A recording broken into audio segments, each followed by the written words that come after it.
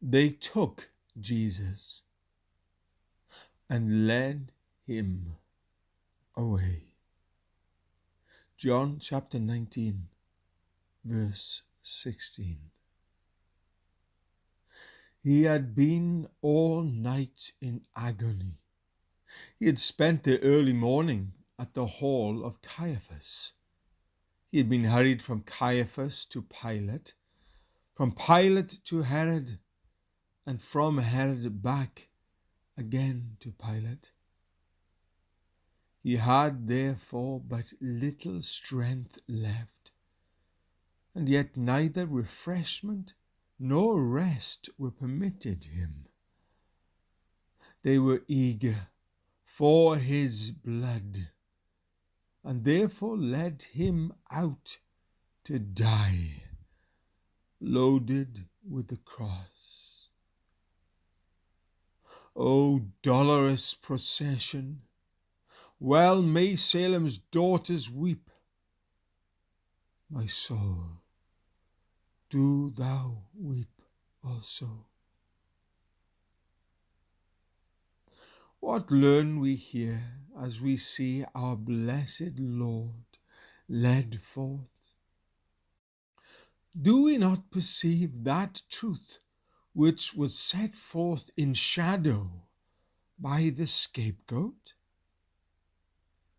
Did not the high priest bring the scapegoat and put both his hands upon its head, confessing the sins of the people, that thus those sins might be laid upon the goat and cease from the people?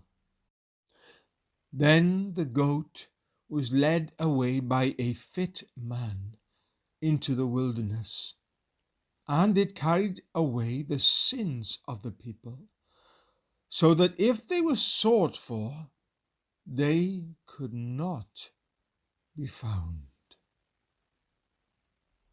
Now we see Jesus brought before the priests and rulers, who pronounce him guilty. God himself imputes our sins to him. The Lord hath laid on him the iniquity of us all. He was made sin for us. And as the substitute for our guilt, bearing our sin upon his shoulders, represented by the cross, we see the great scapegoat led away by the appointed officers of justice. Beloved, can you feel assured that he carried your sin? As you look at the cross upon his shoulders, does it represent your sin?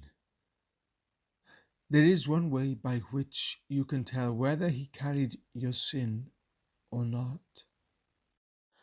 Have you laid your hand upon his head, confessed your sin, and trusted in him?